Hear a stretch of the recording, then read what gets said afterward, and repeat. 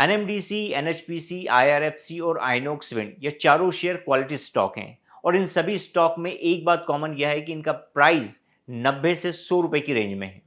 लेकिन पिछले काफी समय से इन शेयरों के लिए 100 रुपए का लेवल एक बड़ी रुकावट बना हुआ है। ये शेयर 100 रुपए के ऊपर जाते हैं लेकिन टिक नहीं पाते हैं और बिकवाली हावी हो जाती है। इन शेयरों को खरीदने वाले लाखों शेयरधारक यह जानना चाहते हैं कि आखिर इनमें बड़ी और टिकाऊ तेजी कब आएगी। इस सवाल का जवाब दिया है एक्सिस सिक्योरिटीज के head of research Rajesh Palvia ने। उन्होंने इन शेयरों के लिए अहम लेवल और टारगेट प्राइस बताए हैं। तो चलिए सुनते हैं।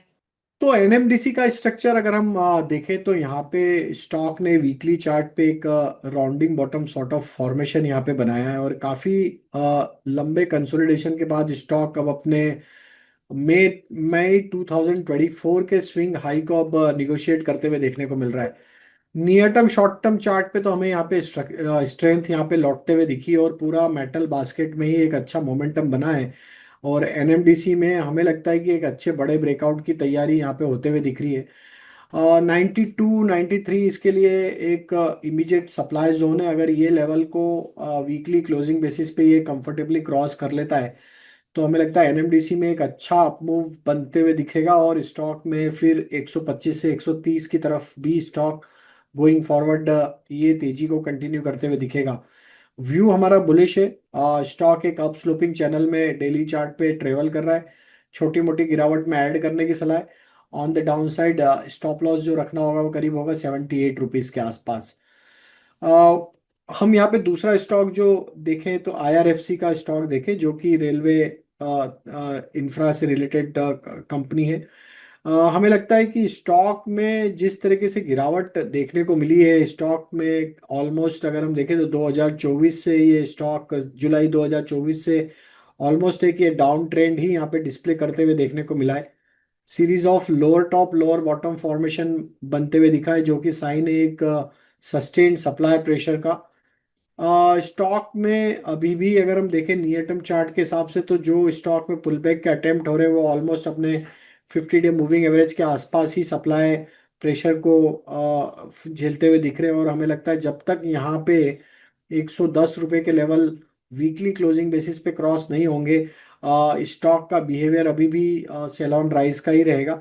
110 अगर ये क्रॉस करता है वीकली क्लोजिंग बेसिस पे, तो देन फिर हमें लगता है यहाँ पे ग्रेजुअली बाइंग इंटरेस्ट लौटेगा, एंड देन 132 135 की तरफ बढ़ते हुए दिखेगा। बट टिल द टाइम वो ब्रेकआउट नहीं होता है डिप में, हमें लगता है जो इसके इंपॉर्टेंट सपोर्ट बने हुए हैं करीब 88 रुपीज़ के आसपास। तो वो ही स्टॉप लॉस रखें आप 88 रुपीज़ का। अगर वो टूट जाता है तो फिर स्टॉक में गिरावट बढ़ेगी, एंड देन फिर स्टॉक हो सकता है 70 की तरफ भी गिरते हुए देखने को मिल सकता है। पावर क्षेत्र में हमें लगता है एनएचपीसी के अगर स्टॉक को देखें तो ये एक काफी समय से एक रेंज बाउंड ही बिहेवियर दिखा रहा है। अगर इसको हम थोड़े लंबे अंतराल में देखें तो ऑलमोस्ट पिछले 2 साल से स्टॉक एक रेंज में अटका हुआ है।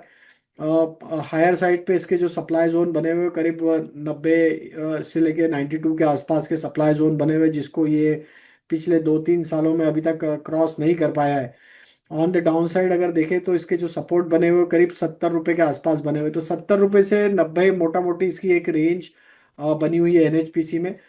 नियर टर्म शॉर्ट टर्म के हिसाब से हमें लगता है जिस तरीके से पावर क्षेत्र में एक मोमेंटम बना है, स्टॉक्स में बाइंग इंटरेस्ट बना है, तो यहाँ पे एक छोटे स्टॉप लॉस है जो कि 73 के आसपास का स्टॉप लॉस है, वो लेके आप यहाँ पे बाय किया जा सकता है।